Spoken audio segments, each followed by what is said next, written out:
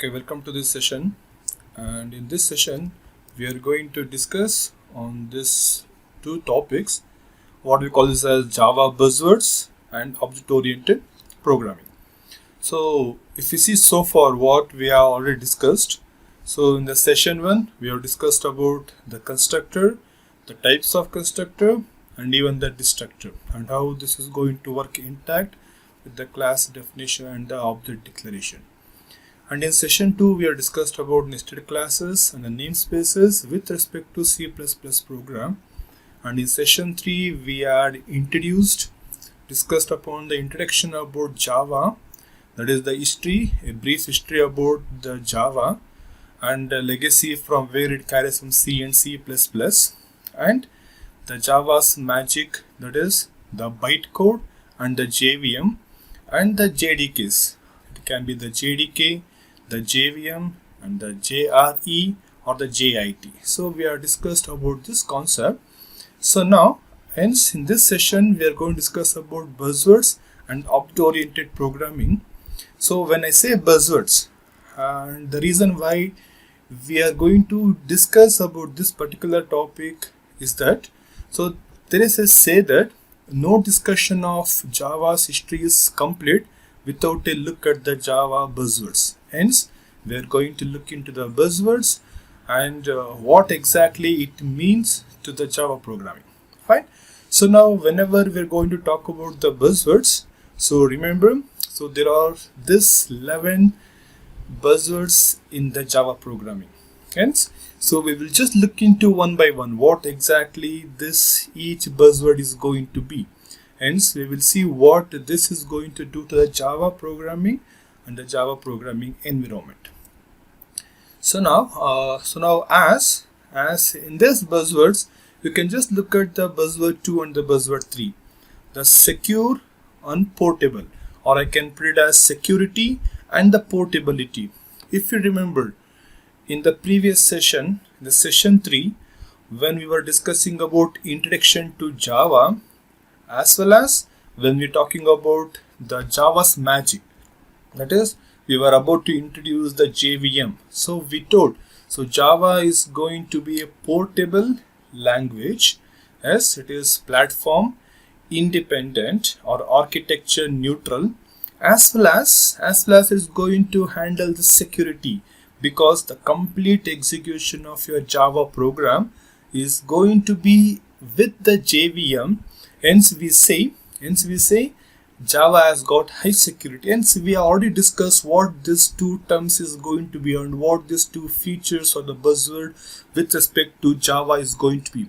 Hence, so let us not focus upon these two buzzwords in this session. We'll focus on the remaining buzzwords which is going to contribute to your Java programming. Hence, so now these are the remaining buzzwords which you're going to discuss. So now when I say simple, right, and as the word is going to state, yes, it is a simple program. Java is simple program to implement as well as to learn. But there are few prerequisites which you need to fulfill. If you have the prerequisites fulfilled, then so this Java program is going to be a simple program. Hence, that is what the first buzzword which we usually take upon.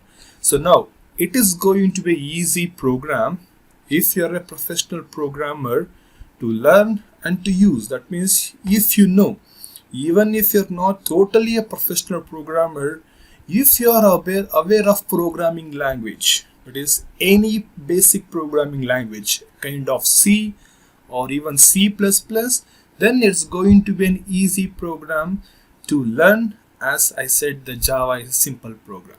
Fine. And so with the basic concept of object-oriented programming, so learning Java is even easier. So moving to Java will require very little effort if you have good experience of C++ programming. If you are already started programming with C++, then so shifting from C++ object-oriented programming to Java object-oriented programming becomes an easier task, or it's a easy flow, or it's a cakewalk for us. And most programmers till today, as we have seen, most programmers have little trouble learning Java.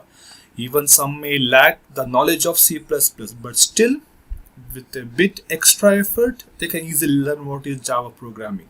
But to say Java is a simple program, just keep this one point in mind. You need to have a prerequisite team where you're going to have a thorough or a bit knowledge of C or C++ program. If it is, then this buzzword suits explicitly. And now the second buzzword or the fourth buzzword, because the second and third already we have addressed the issue. The fourth buzzword, the object oriented.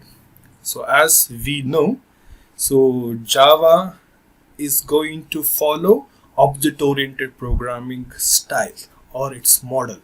Hence, it is going to be a pure object oriented programming language which is going to address the issue of network related problems specifically.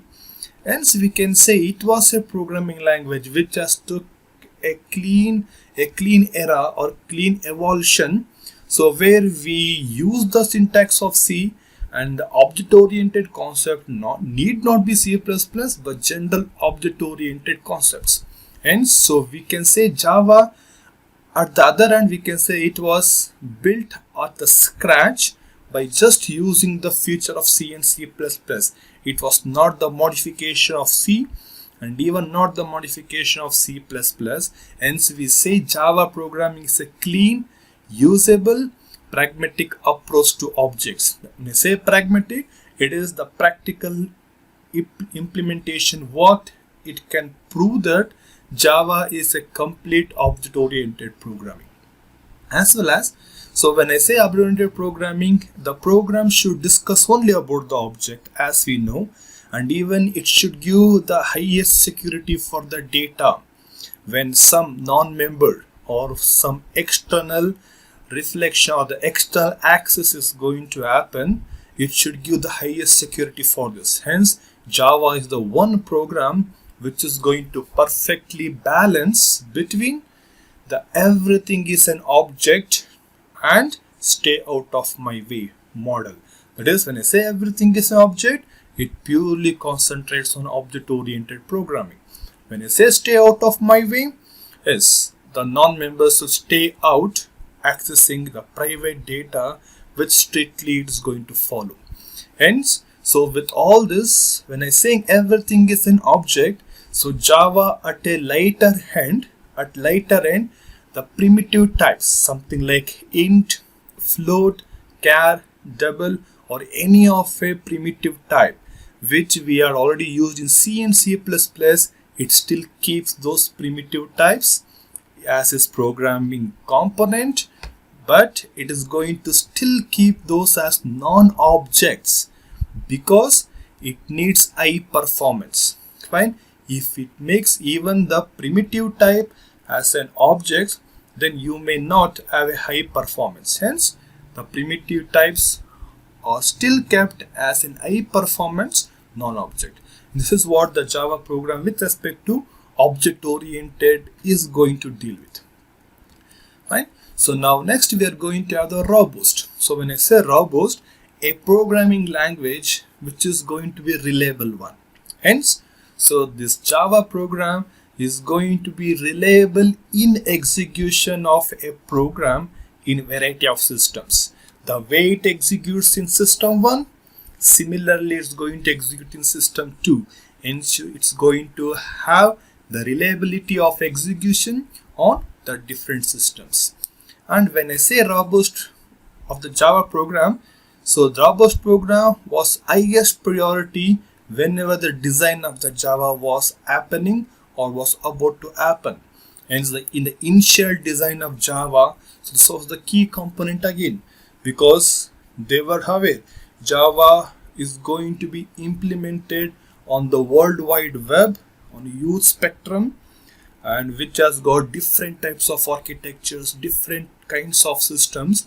In all those systems, the Java program should show its robustness as the highest level, and this is the highest priority. Hence, it should not fail the reliability, and it should work similarly the way it's working on any kind of system. And this Java program is going to compile the code as the first phase into bytecode, where we are going to check for the errors. And Java doesn't stop at that point. The Java even is going to check the code even at the runtime, because the architecture might have changed of the system what it is targeting right now, or it may have a different way of handling the code again. Hence, so once the Java has been compiled into bytecode, it never straight away goes and executes the program. It checks again even at the runtime to catch hold of any runtime errors, either before the execution or even after the execution also. And the Java program, best two approaches, what we can say, technically speaking, the best two approaches what we are saying the Java as robust is that it has got the best management of memory technique.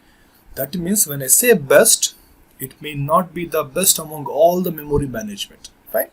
So if I compare the Java program, the time the Java was evolving, fine. So Java, it is going to concentrate on how to manage a memory, which was lacking in C and C++ program. So C program was never bothered about memory management. It had left the complete authority to the programmer. He was supposed to deallocate and allocate the memory. If he, by chance, if he doesn't deallocate the memory, nobody was there to take care of that. That's not the case in the Java program. In C++, though it is going to deallocate the memory, it is not sure that it is going to manage the dazzling pointer, or it is going to manage the memory which doesn't have any reference. But Java program, on the other hand, even if you don't deallocate the memory, it will smartly understand the programmatical nature, behavior, and it will manage the memory appropriately. The second important point with the Java robustness is, so whatever the runtime errors is going to be, I can say every runtime error what can occur in your Java program execution can be managed. Either this can be managed internally by your program execution, or by the JVM, or this can be managed by the programmer.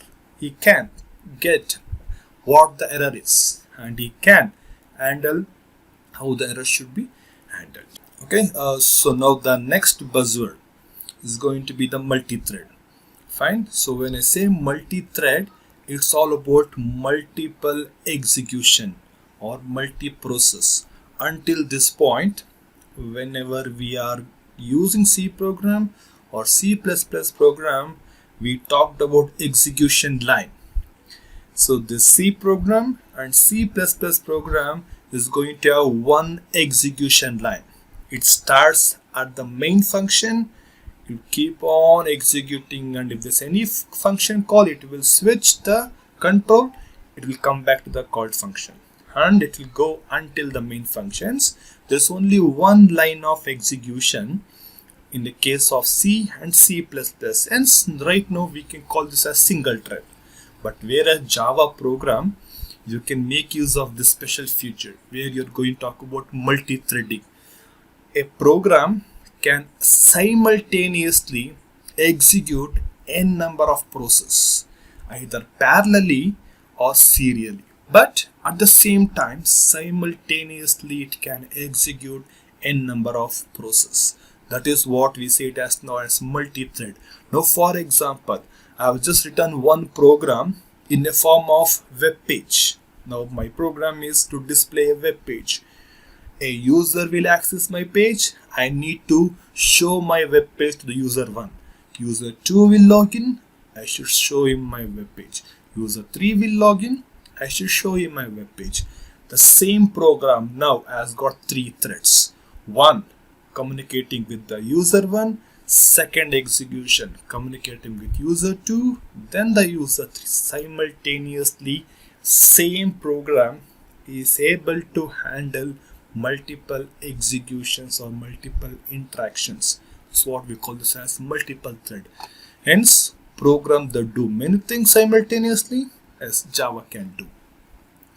And it is a sophisticated solution for multi-process synchronization, as when I got three processes or multiple processes executing in synchronization simultaneously at some point of time.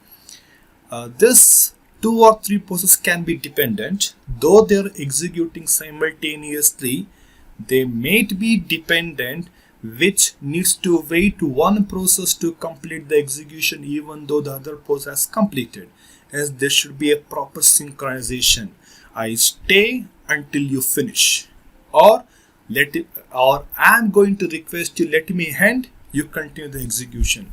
So that sort of synchronization should happen, and Java sophisticatedly gives a solution to handle such multi-process synchronization.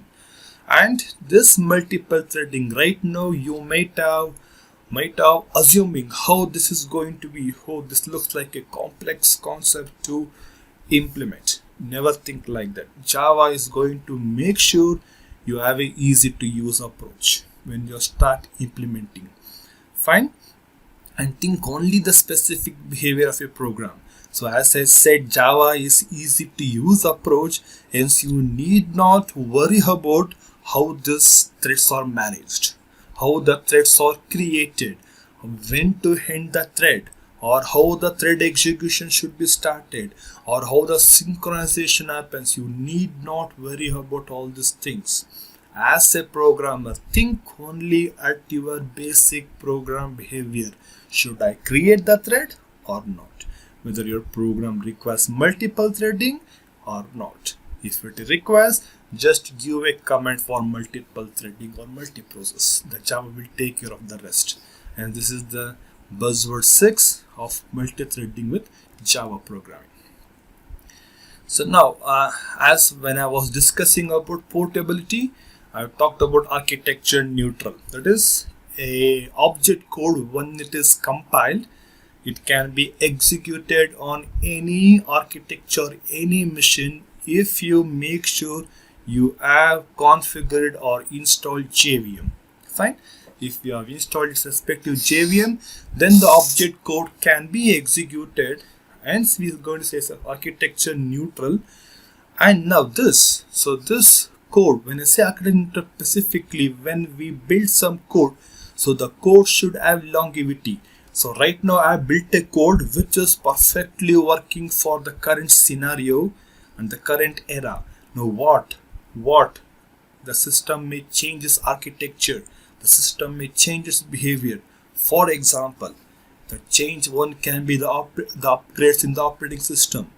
The second change can be the upgrades in the processor, the changes in the core system resource. For any of this reason, if my system architecture changes, then my code should be able to live long enough.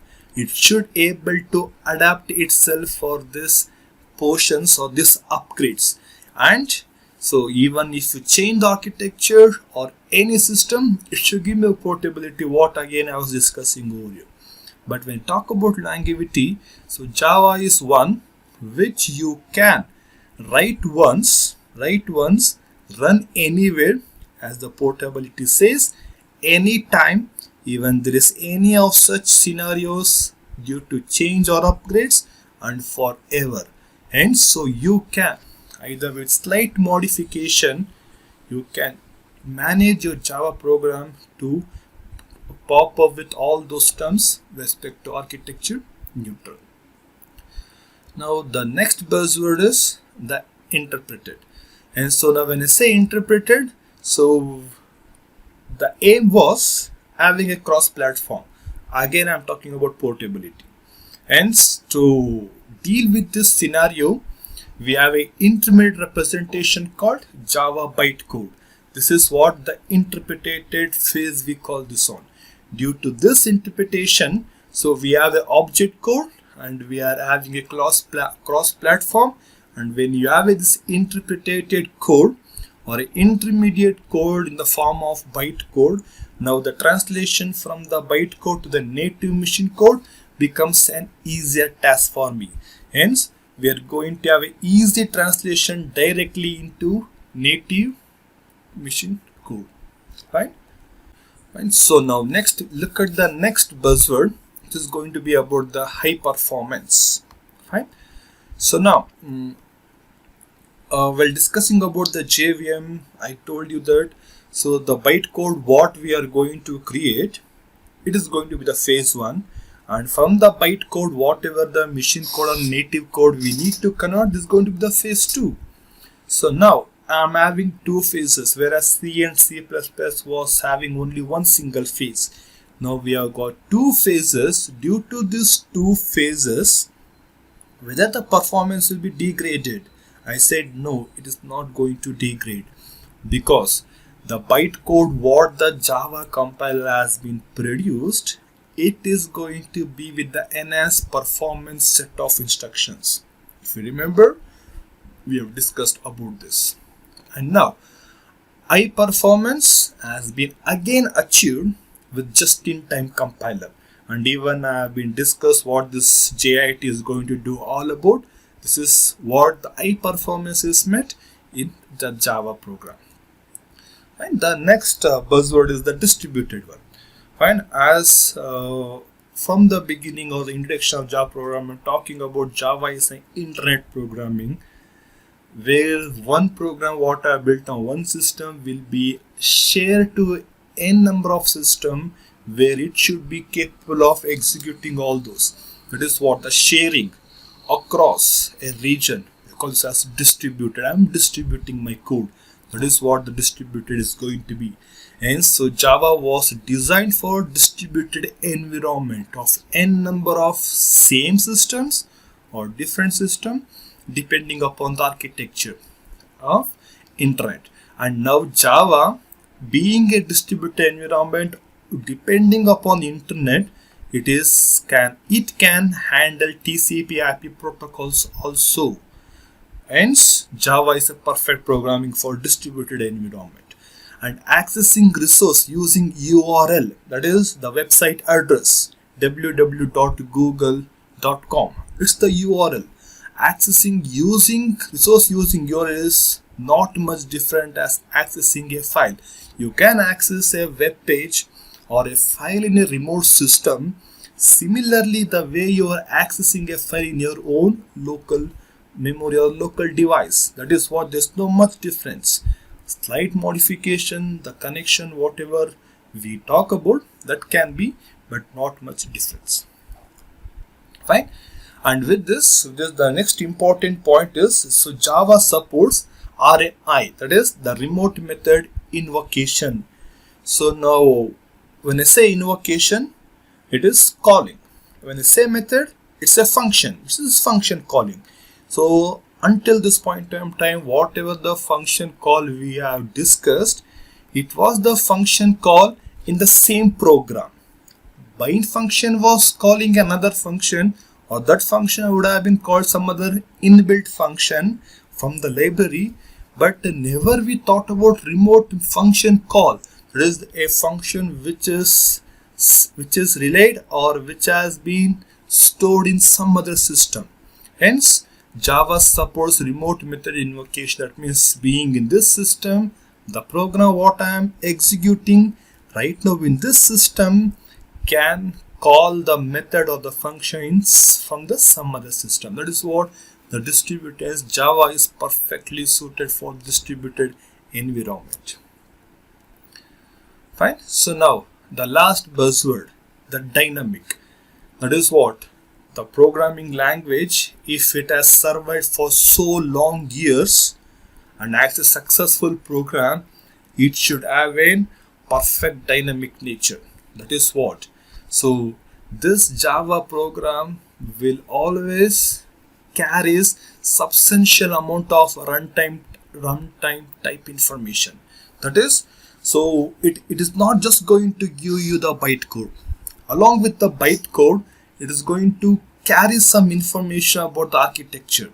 So what it should do during runtime, with this specific architecture, a second type architecture, and so on. So depending upon the dynamically it can smartly behave depending upon architecture and how to handle the runtime errors using the runtime information, and verify and resolve the access to objects at the runtime.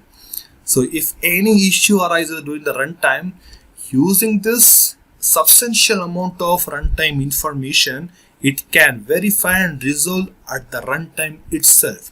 So without doing any much delay or without just throwing a runtime error, it can verify and resolve by itself. So dynamically link code in safe and expedient manner. That is, it can dynamically link the code or link any remote access functions or the methods. So being in an expedient manner, being in the safe hands. Hence, dynamically it can link the code. And as I said, due to the dynamic nature of the Java program, that is what it has survived for so long years, as well as a successful program, because it has got a dynamic nature of changing. That is, so now if any of a change occurs in the architecture, if the current program bytecode is not able to handle, then we need to just modify a slight part of the bytecode. That is, a small fragment of the bytecode should be only changed or only updated, and which can be updated dynamically using Java program. Yes, so this is what we are going to have, the buzzwords of a Java program, the 11 buzzwords of a Java program. So now with this 11 buzzwords of Java program, now we will just look into the object-oriented programming with respect to Java. So at this point of time, we already know what is object programming and what is procedure-oriented programming and what difference it is going to carry. I am not going to get into too much detail in this, but I'm just going to give enough information what this object-oriented programming with respect to Java is going to be. Fine.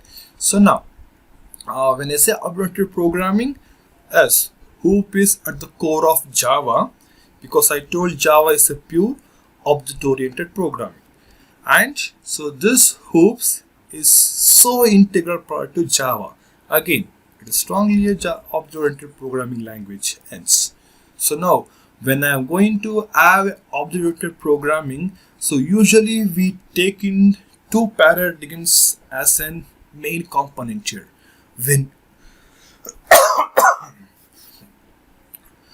Whenever you want the object-oriented programming and the procedure-oriented programming to be clearly classified, so we consider these two paradigms. The two paradigms are the code and the data. Right? The code, the set of instruction what I write, and the set of data what I read, what I display, what I modify, that's going to be the data. Hence, so now you can just have, I'm going to have instruction in a form of code.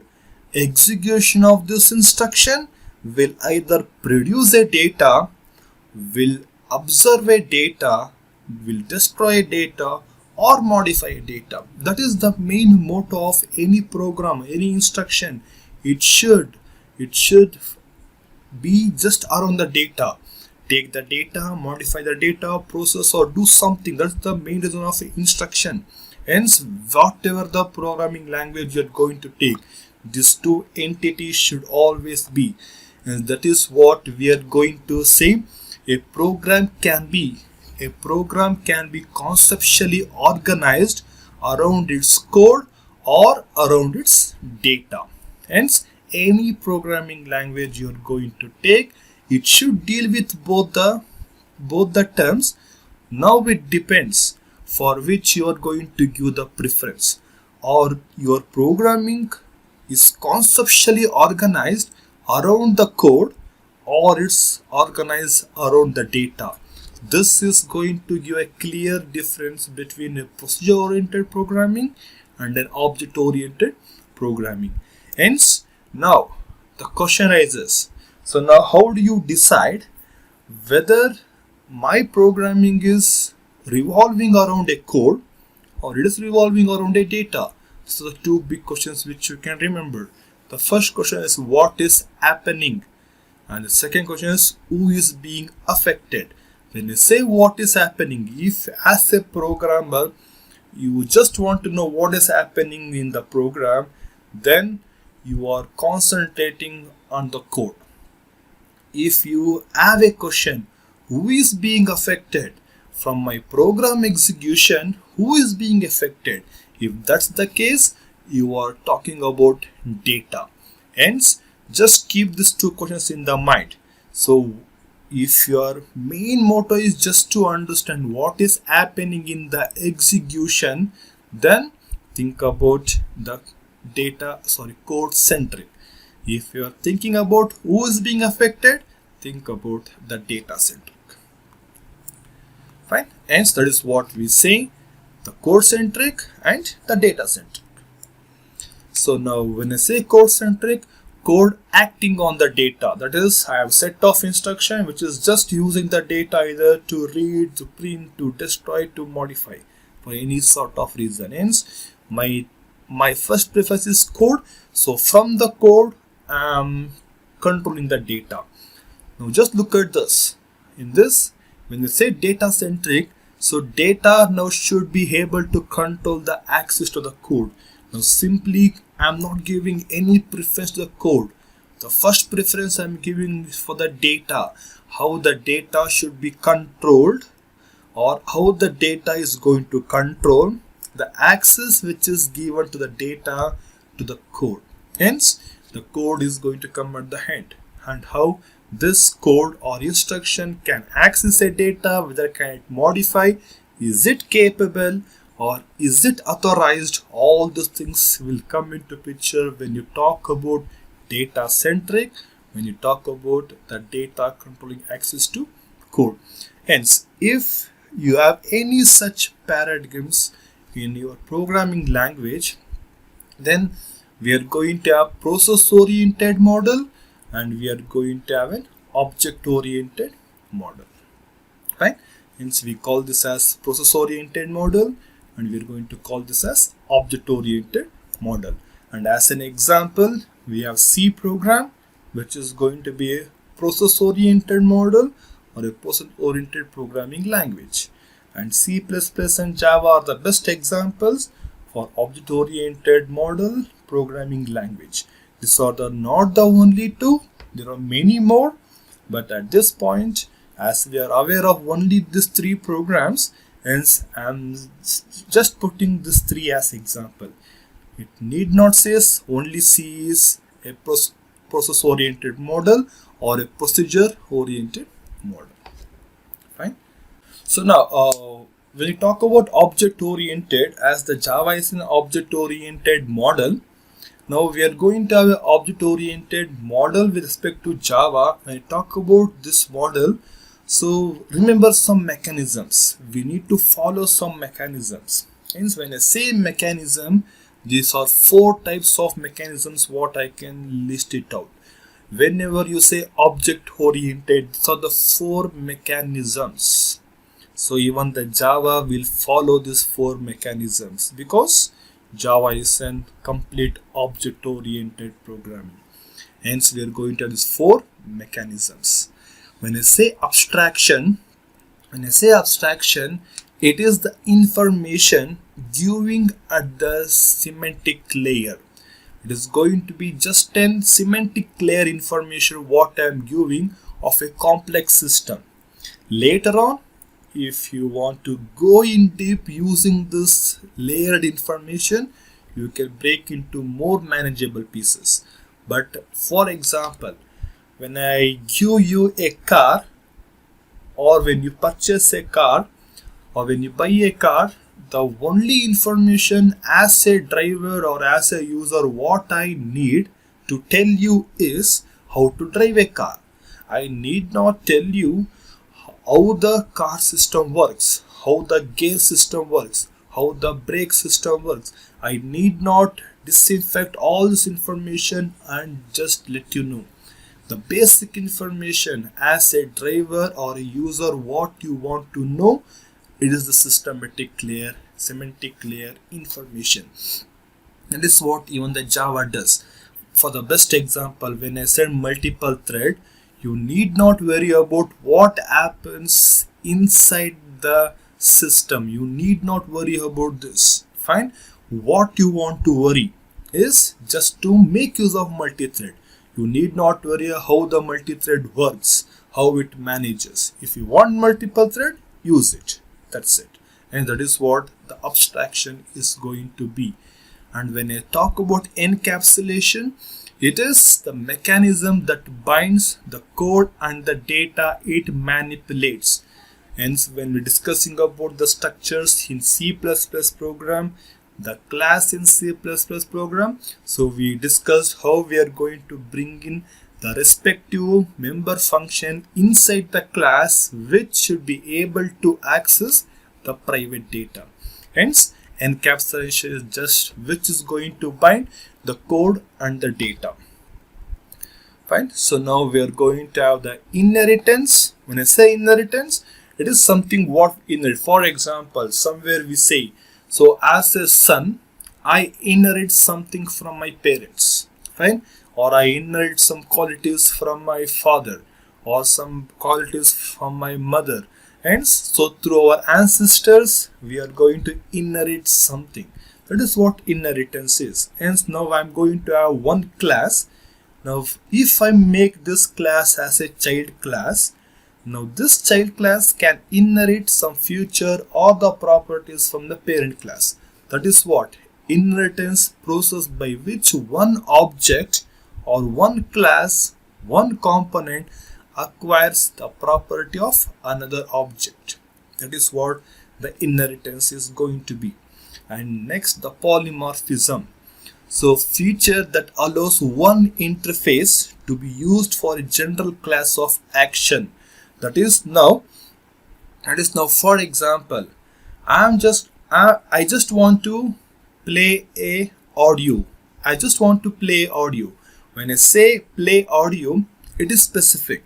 When I say play, now this play is an action which I can play audio, or when I say play as action, I can play a video.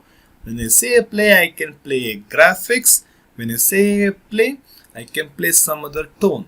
Hence, so this one interface called as play, or one function, one action called as play, can be generalized or specifically handle either audio or the video or the images or the graphics. And that is what one interface, one name, one function name or one action name, I am doing general features or I am doing a number of different kinds of operations. That is what the polymorphism is going to be. When I say poly, it is many. Morphism is going to be the way it is going to handle with the components. Hence, that is what the polymorphism is going to be. Now with this three: encapsulation, inheritance and polymorphism. So rather than calling this as mechanism, so we can call this as principles of Java programming, but still abstraction, we can call this as mechanism. But these three should be called as the principles, or even you can call this as mechanism. So it's not a big difference. So now when I say abstraction or the mechanisms, I'm just going to summarize it over here. Now just look at this. When I say abstraction, so as a driver, what semantic information I should get from the car, I'm just going to have at the abstraction level 1. This is the layer 1, semantic information layer 1. As a automotive engineer, so you should have the second layer of information. You should know how electronic control unit also works. You should know how the car should be driven and how the system works. The second layer, the car parts designer, you should have the third layer of information. Hence, at the abstract level 1, abstract level 2, and the abstract level 3. And this is what we call this as abstraction. And when I say encapsulation, we have got variables or the data and the methods which has been enclosed inside a form of a class, and now this can be just imagined like a capsule. I am enclosing this both variables and the methods in single capsule called as class.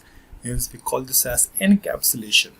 When we talk about inheritance, so in general the great ancestor is going to be the electronic items, so where this can be segregated as phones and sound system. Further, I am going to have mobile phones and I am going to have a landline, and I am going to have systems where I am going to have earphones or I am going to have speakers. Fine. And so now this is going to inherit the property of the sound system. Sound system will inherit the property of the electronic items. Now this is how the inheritance is going to work.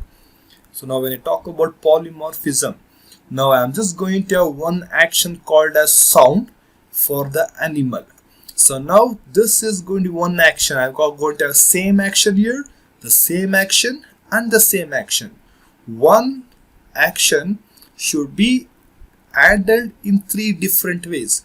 The sound for dog is different, the sound for cat is different, the sound for duck is different.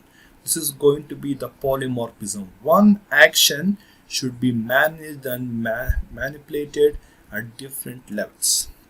And this is going to be the object-oriented model or object-oriented programming model of Java program. So this is for this session. Thank you.